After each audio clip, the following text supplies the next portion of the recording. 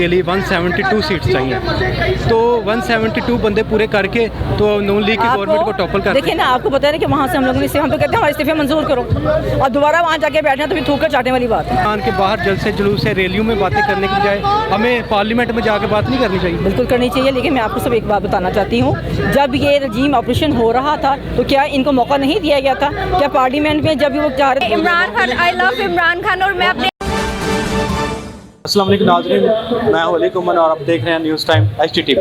नाज़रीन, आज हम गवर्नर हाउस के सामने मौजूद हैं। इधर खान साहब की कॉल पे धरना दिया जा रहा है और धरने का मकसद ये है कि इधर गवर्नर साहब ने एक नोटिफिकेशन जारी किया है जो कि स्पीकर के नाम पे है, और स्पीकर साहब को कहा गया है कि CM पंजाब जो हैं वो वोट ऑफ कॉन्फिडेंस ले, वोट ऑफ कॉन्फिडेंस के ऊपर नोटिफिकेशन जारी किया, लेकिन PTI के अरकान और स्पीकर साहब ने इसे नल एंड वाइट करार दिया है। उनका कहना है कि ये बिल्कुल, इसके नोटिफिकेशन की कानून में कोई हैसियत नहीं है, ये बिल्कुल गैर कानूनी है, और इसके खिलाफ हम गवर्नर उसके सामने धरना देंगे, बल्कि जलसा भी करेंगे। और इसी वजह से आज PTI उसके मेंबरान और उसके सपोर्टर जो PTI के वो गवर्नर उसके सामने हैं, और इनके PTI के चाहने वालों से, सपोर्टरों से पूछते हैं तो ये नोटिफिकेशन है जो गवर्नर साहब ने इशू किया है, इसके बारे में आपका ख्याल है, आइए जानते हैं। जी नाज़रीन, इस टाइम हम लायर कम्युनिटी के साथ खड़े हैं और हमारे साथ पाकिस्तान की जो लायर्स हैं वो। अस्सलाम वालेकुम मैडम, क्या नाम है आपका? सैयदा लुबना महमूद। अच्छा मैडम, जो गवर्नर साहब ने नोटिफिकेशन एक जारी किया है कि CM पंजाब जो हैं वोट ऑफ कॉन्फिडेंस लें, वोट ऑफ कॉन्फिडेंस लें, इसका आइनी और कानूनी तौर पे आप इसके बारे में क्या राय आप? देखिए, अगर गवर्नर साहब थोड़ा सा जो है वो आइन पढ़ लेते तो उन्हें ये नोटिफिकेशन जो है ना इशू ना करते, क्योंकि जब इजलास चल रहा होता है तो इस किस्म का कोई जो है नोटिफिकेशन इशू नहीं हो सकता है। ये इनका इक़दाम का कानूनी गैर आइनी है, और हमारा प्रोटेस्ट करने का मकसद सब यही है कि एक गवर्नर होते हुए अगर आपको आइन का नहीं पता तो आपको इस सीट पर रहने का फ़ायदा क्या है? अच्छा, वैसे हम देखा जाए पंजाब असम्बली में देखा जाए तो PTI और इसके लाइज जो हैं काफले की, उनकी मेजोरिटी है। अगर वो वोट ऑफ कॉन्फिडेंस आता भी है तो फिर भी वो मेजोरिटी से अक्सरियत से जीतते हैं, तो उसमें मसला क्या, वोट ऑफ कॉन्फिडेंस ले लें? देखिए, मेरी बात सुने, एक चीज़ था कि हमने असेंबलीज डिसॉल्व करनी है, ठीक है। पहले आप हमें कहते हैं कि जी शुरुआत करो, आप असेंबली डिसॉल्व क्यों नहीं करते हो, हम फौरन इलेक्शन करवा देंगे।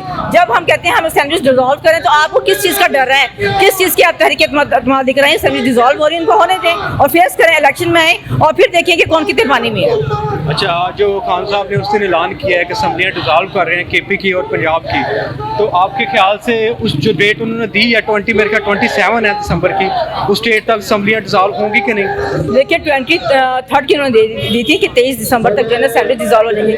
देखिए, कुछ इनर मैटर्स होते हैं, कुछ इनर इशूज़ हैं, वो आपस में जो है वो कंफर्म हो गए हैं कि असेंबली डिसॉल्व होनी है। जो हमारे इत्तेहादी हैं इन्होंने शोर करवा दिया, बल्कि असेंबली साइन करके दे दी है कि जिस वक्त जो है खान साहब चाहेंगे असेंबली डिसॉल्व कर देंगे।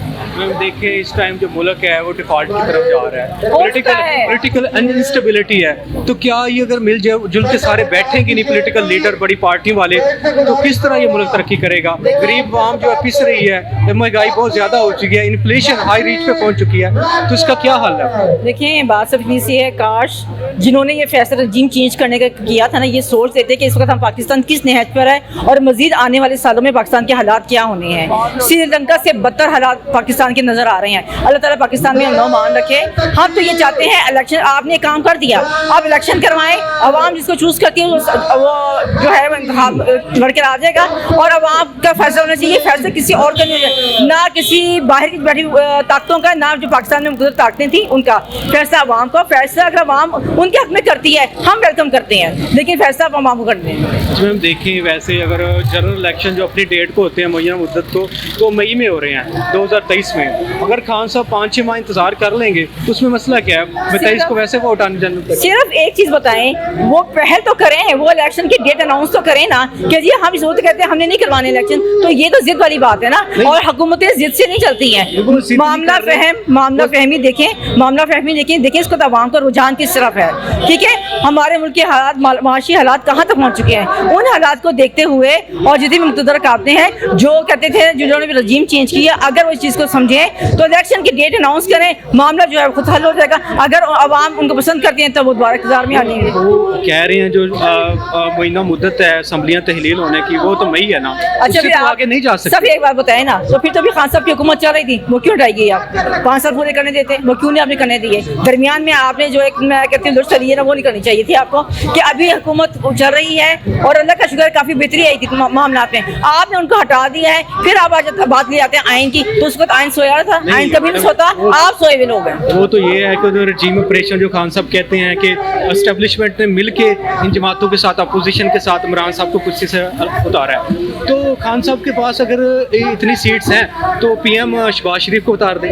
वोट ऑफ नो कॉन्फिडेंस दें। सिर्फ मैं आपको एक बात बताती हूँ, वहाँ से हम लोगों ने इस्तीफे दे दिए ना, सिर्फ मैं आपको एक बात बताती हूँ कि आप ये देखें जितने भी इस वक्त इलेक्शन हुए हैं, क्या पीटीआई ने तमाम सीटें जीती नहीं है? इनको डर इसी चीज़ का है, उन्हें पता है कि अब उनको वोट नहीं मिलना। जो ये साथ तमाशेबाजी हो रही है, जो उसको गवर्नर हाउस में हो रहा है, जो उसको राना सनाउल्लाह जो है वो थ्रेट कर रहे हैं, वजह यह है कि पता है वो इस काबिल नहीं रहे कि वो आवाम में जा सके। और खान साहब से डर इसलिए कि खान साहब ने जाना है वहाँ में और आवाम ने उनको दोबारा ले आना है। कौमी असम्बली के में वोट ऑफ नो कॉन्फिडेंस के लिए 172 सीट्स चाहिए, तो 172 बंदे पूरे करके तो नून लीग की गवर्नमेंट को टॉपल कर देखिए ना, आपको पता है ना कि वहाँ से हम लोगों ने हम तो कहते हैं हमारे इस्तीफे मंजूर करो, और दोबारा वहाँ जाके बैठना तो फिर थूक चाटने वाली बात है। अगर जो कानून दान है, जो आप भी जानते हैं माशाल्लाह, आप कानून दान है, जो एक पब्लिक का नुमाइंदा होता है, वो कौमी असम्बली में या सूबाई असम्बली में जाके बात करता है, वो उसका वही मेन पॉइंट ऑफ एजेंडा होना चाहिए। लेकिन पब्लिक में आन के बाहर जलसे जुलूस से रैलियों में बातें करने की बजाय हमें पार्लियामेंट में जाके बात नहीं करनी चाहिए। बिल्कुल करनी चाहिए, लेकिन मैं आपको सब एक बात बताना चाहती हूँ, जब ये रजीम ऑपरेशन हो रहा था तो क्या इनको मौका नहीं दिया गया था? क्या पार्लियामेंट में जब वो चाह रहे थे असेंबली डिसॉल्व कर दी जाए, जो भी ऑपरेशन हो रहा था, क्या वहाँ पर इंतजार नहीं किया गया था? हर चीज़ का उनको टाइम दिया गया था, लेकिन वो इस चीज़ को नहीं माने। और जहाँ तक बात है सड़कों पर आने के, एहतजाज जो है वो जमहूरियत का हक है, जमहूरियत के जहाँ जहाँ जमहूरियत है वहाँ एहतजाज होता है और उसको हमें एक्सेप्ट कर लेना चाहिए। नहीं, वो तो बिल्कुल आपकी ठीक है, जमहूरियत में फर्स्ट राइट है, एहतजाज का हर बंदा कर सकता है, पॉलिटिकल पार्टी कर सकती है, लेकिन आए दिन एहतजाज, ये पॉलिटिकल इंस्टेबिलिटी आप देखें, हमारी फॉरेन डायरेक्ट इन्वेस्टमेंट है, फॉरेन इन्वेस्टमेंट पाकिस्तान में नहीं आ रहा क्योंकि इधर कोई स्टेबिलिटी नहीं है। कोई प्राइम मिनिस्टर 4 साल के लिए 5 साल का आज तक पाकिस्तान हिस्ट्री में नहीं रहा, इसकी यही वजह है ना। अगर ये मिलजुल के नहीं बैठेंगे, आप बिल्कुल सही बात कर रहे हैं, मिलजुल के बैठने के लिए उस वक्त तैयार होते हैं जब नीयतें साफ हो। जब नीयत ही साफ ना हो, जब आपको पता है कि इस बंदे को आपने माइनस करना है, किसी तरह भी आपने -1 का फार्मूला लाना है इमरान खान के खिलाफ, तो मुझे बताएं फिर बैठ कर क्या बात होगी? क्योंकि इमरान खान के खिलाफ या इमरान खान को -1 करने का हम सोच भी नहीं सकते।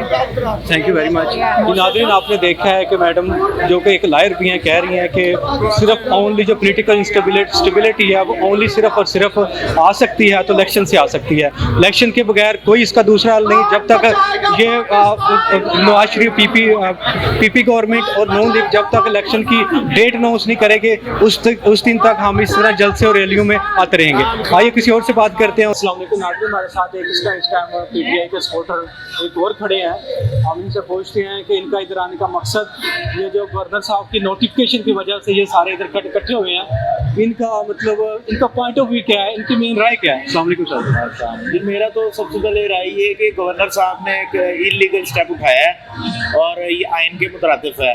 हम बेसिकली यहाँ पे जमा हैं कि यहाँ पे पूरे पाकिस्तान में इलेक्शन होगा तो मुल्क और कौम में स्टेबिलिटी आएगी, स्टेबिलिटी फिर आएगी, माशी हालात में भी स्टेबिलिटी आएगी।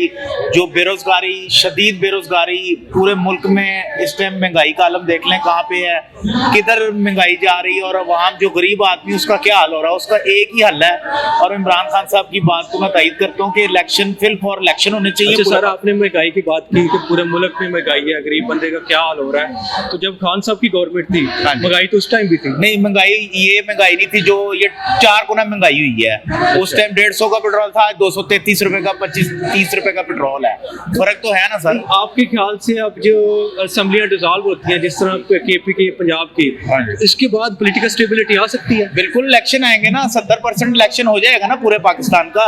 30% वो छोटा सा टोला लेके वो इस्लामाबाद में बैठा हुआ है, पॉलिशिया जो है, चेरी ब्लॉसम, तो बात है कि 70% इलेक्शन होगा, सारी दुनिया के सामने आ जाएगा रिजल्ट सारे, और पीटीआई क्लीन स्वीप करेगी। अभी आपको पता है कि जो इस पार्लियामेंट की मुद्दत है वो खत्म हो रही है मई को जनरल इलेक्शन वैसे भी है, अगर ये अभी डेट अनाउंस नहीं करते तो मई को वैसे पूरे पाकिस्तान में इलेक्शन है, ऊपर कौमी असम्बली का और प्रोविंशियल असम्बली का भी।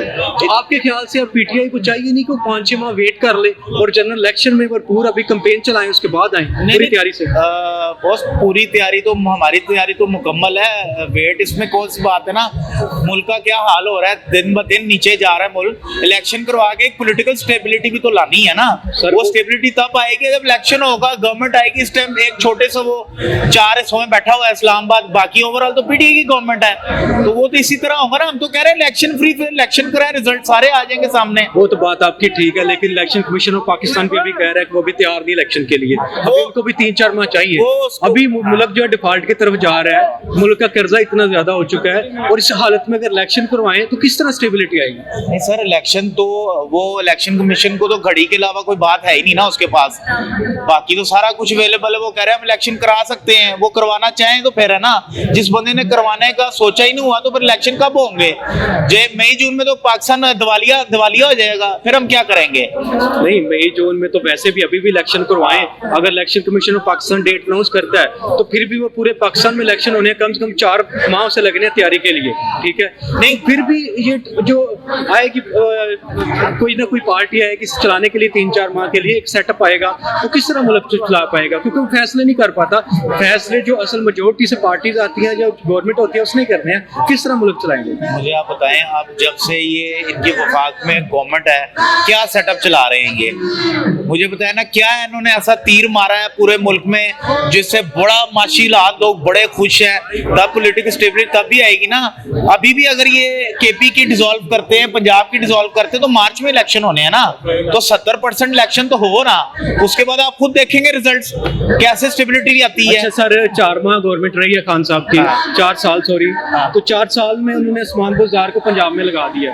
आप उस्मान बुज़दार की परफॉर्मेंस एग्री करते हैं? ठीक ही है, मैं कहता हूँ बेहतरीन बंदा लगाया उन्होंने, न्यूट्रल बंदा था, उसकी कोई ग्रुप नहीं थी, कोई धड़ेबाजी नहीं थी, जिनके धड़े थे वो सारे क्लीन, उनको ठुड्डा मार के निकाल दिया है इमरान खान साहब ने। 4 साल में उनका काम आपको नजर आया? हाँ जी, मुझे नजर आया उनका काम, उन्होंने हर चीज तरक्याती काम कराए, ब्रिजेस बनाए हैं उन्होंने, कौन सा अपने उधर अपने जनूबी पंजाब में बड़े काम करवाए हैं। हर चीज दिखावा नहीं होती, इनकी तरह नहीं 10-10 करोड़ के इश्तिहार लगा दें तो पता लगे जी बड़ा काम करवाया है। और एम्प्लॉयमेंट में कमी आई है, इन्फ्लेशन में कमी आई है, नहीं, इनके क्राइसिस ठीक हुआ है, इनके कर्जे कम हुए हैं, क्या हुआ? इनके दौर में बेरोजगारी 90%, 7 लाख बंदा या पाकिस्तान को छोड़ के बाहर मुल्कों में जा रहा है, ये रिकॉर्ड है यहाँ पे, ये हमारे मुल्क का। ये जब से ये लोग आए हैं ना, जब से शहबाज शरीफ ने अपनी गवर्नमेंट संभाली है, जो नकम्मी गवर्नमेंट है, 7 लाख बंदा चला गया हुआ है यहाँ से।